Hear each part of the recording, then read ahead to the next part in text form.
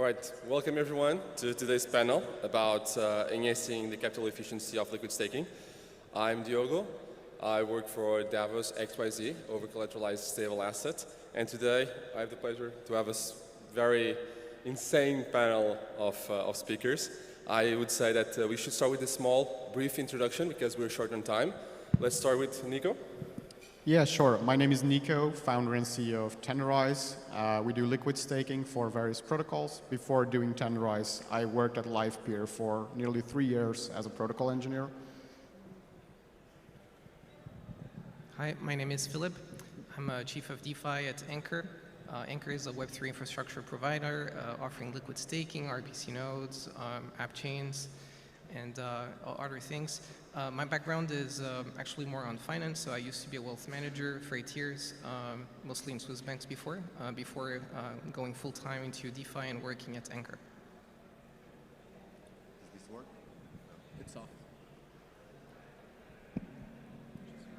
Hey, can you hear me? Yep. Awesome. Yep. My name is Ariel from SSV. Great to be here. I got into crypto in 2017, working for Ankr, where we developed the first automated market maker. And for the last couple of years, I've been leading the product at SSV Network, where we're developing distributed validator tech as an underlying infrastructure for staking applications on Ethereum. Hello, everyone. Sorry, that was a little bit loud. Is that better? Yeah, it's right. Okay, thanks. So my name is Jorge. I am a blockchain and cryptography researcher at the research team at Nethermind.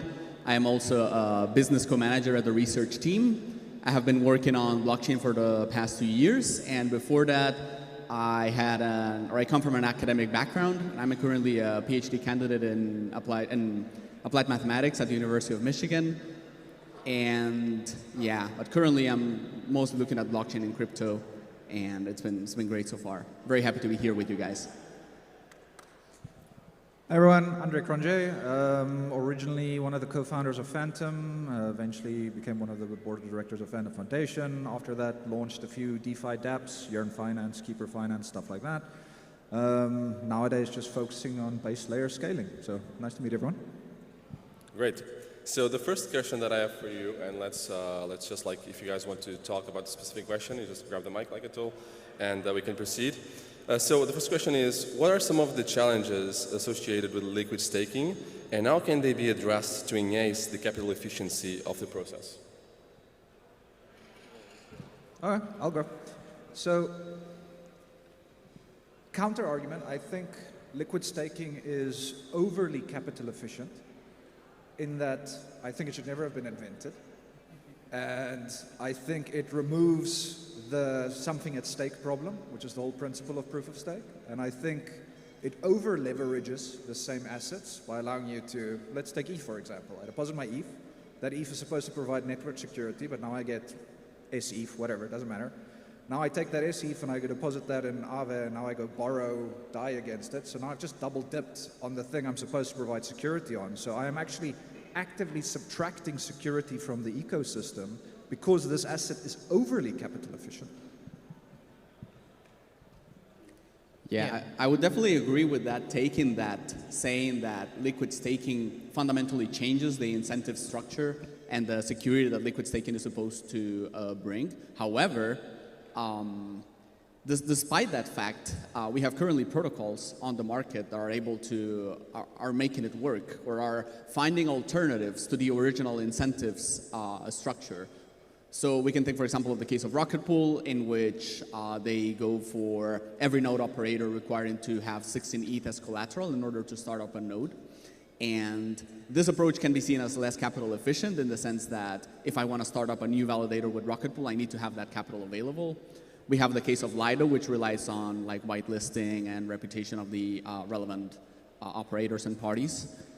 So this challenge on how capital efficient the resulting liquid staking protocol will be depends a lot on how you want to solve that problem that Andre just pointed out. Okay, so in a way, we just broke or we just modified the financial incentives of liquid staking for node operators to behave correctly. So you need to fix that. You need to add something else some additional incentive, whether it is a bond of your own or reputation of your own that you're putting at stake, in order for to guarantee that the node operators will behave correctly.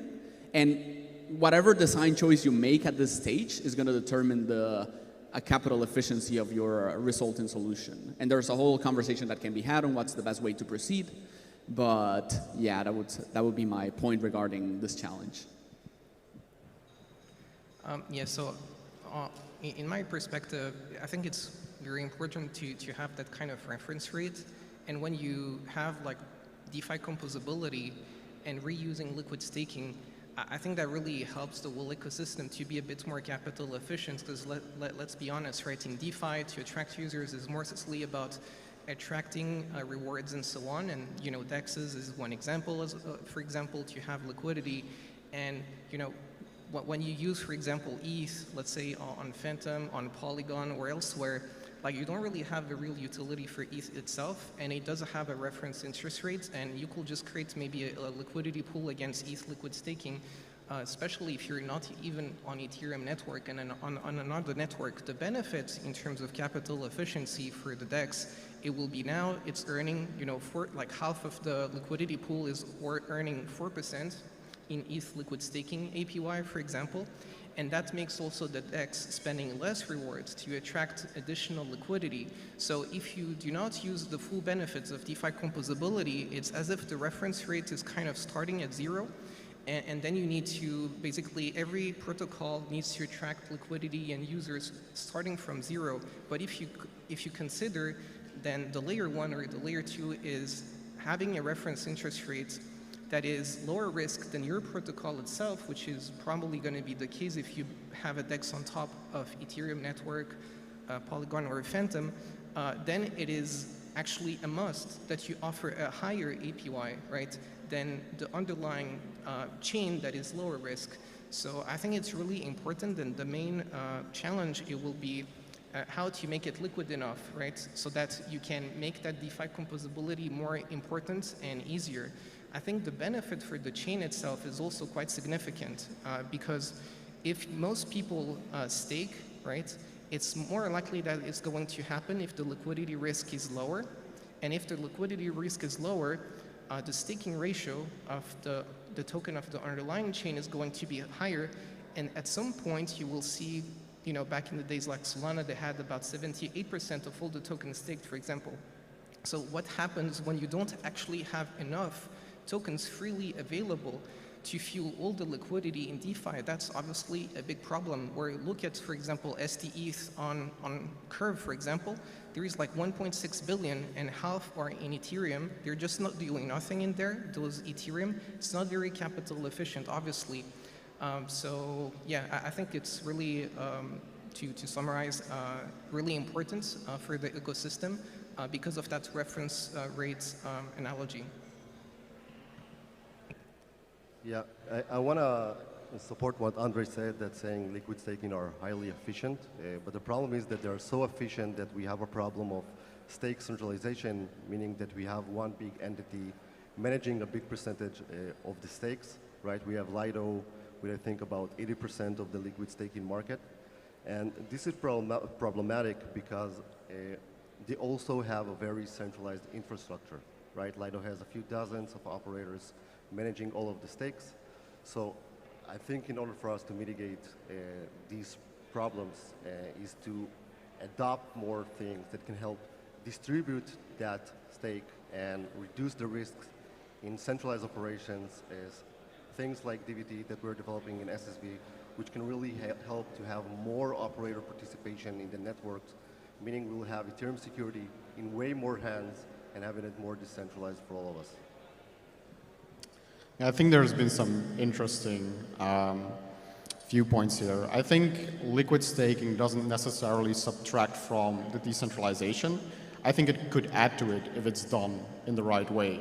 When we talk about capital efficiency in staking or liquid staking, it's kind of twofold. One is that if you are a validator business today, a lot of your cash flows are actually not liquid. So it's very hard to scale up a validator business and build a more secure network together with better validators.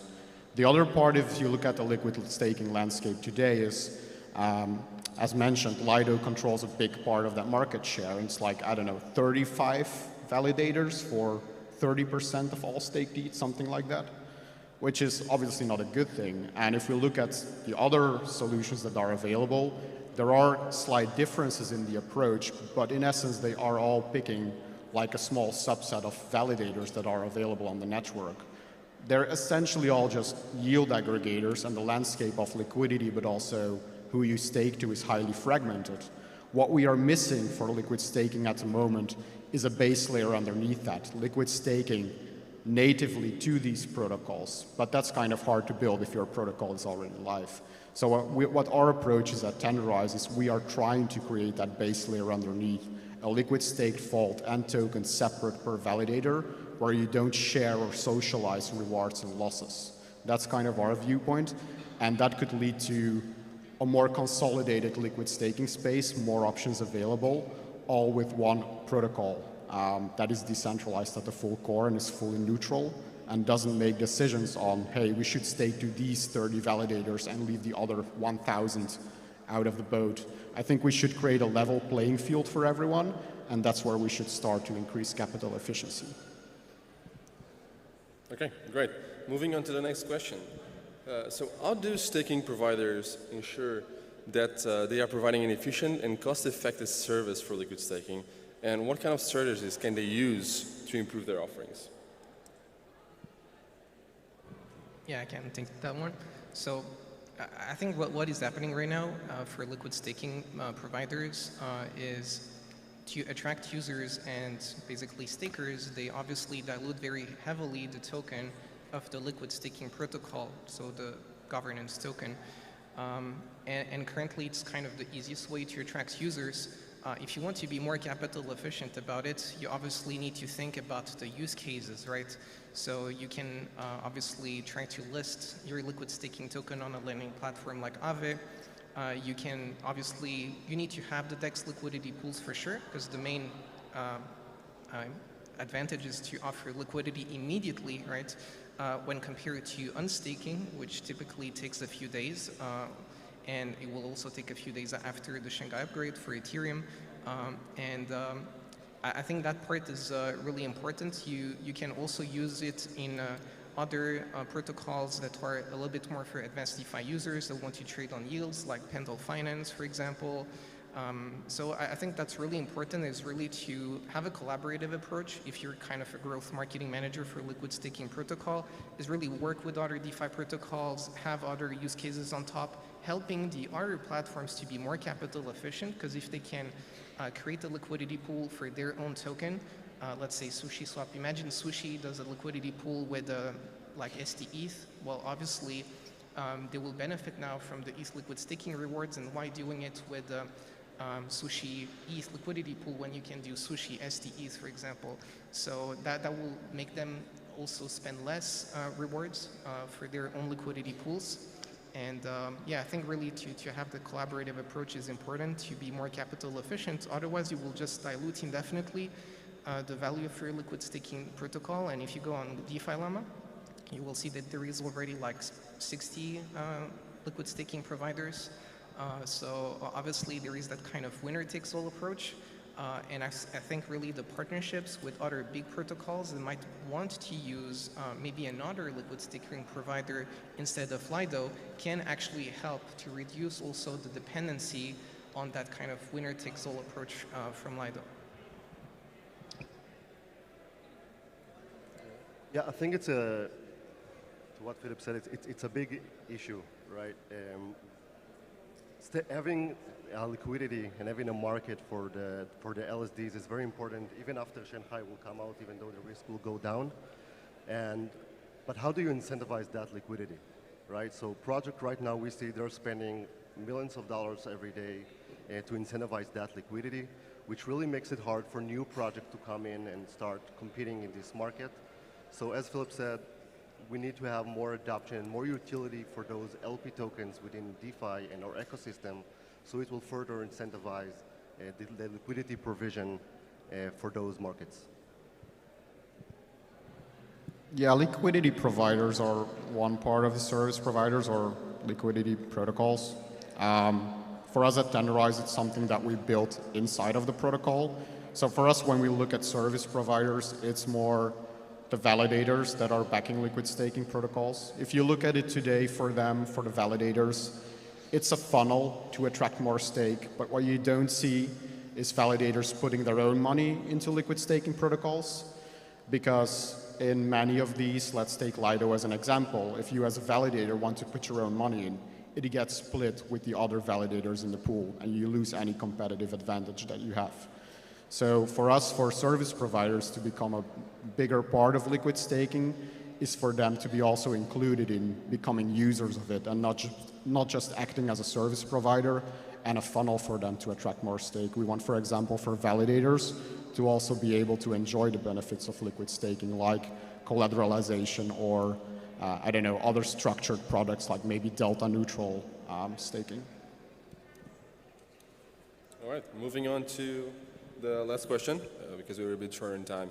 And this is actually quite a popular question that has been going around a lot. So how does the availability of liquid staking impact the potential price movement of Ethereum in the light of the upcoming Shanghai update? And how might this affect the incentives for staking? Yep. So I think it's incredibly important to understand that liquid staking was created originally to provide liquidity to staked ETH, because that was not redeemable. You could not unstake Ethereum, right? So obviously it's a very important event, the Shanghai upgrade, because you will be able to unstake Ethereum. So that also changes a lot, the benefits of liquid staking. And actually that's why Ankr, moved into other liquid staking or other chains quite early. Why? Because we understood that it was much more capital efficient if you have a liquid staking that is redeemable, meaning that the circulating supply of that liquid staking token is elastic, right? So that's a much more efficient price stability mechanism than just incentivizing indefinitely liquidity pools for a liquid staking token that is not redeemable. So obviously, Lido did a great job for that. But they will also benefit from this by having to incentivize much less rewards. So, yeah.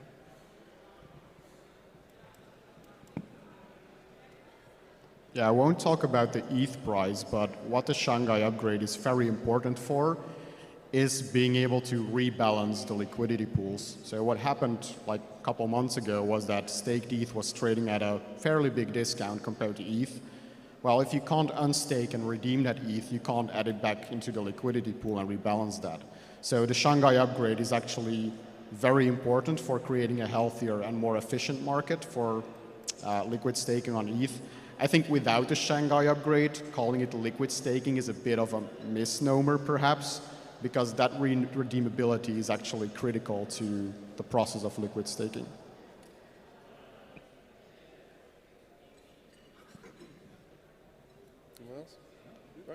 Right.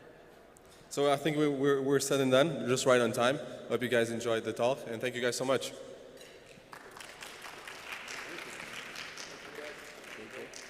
I think we can end off the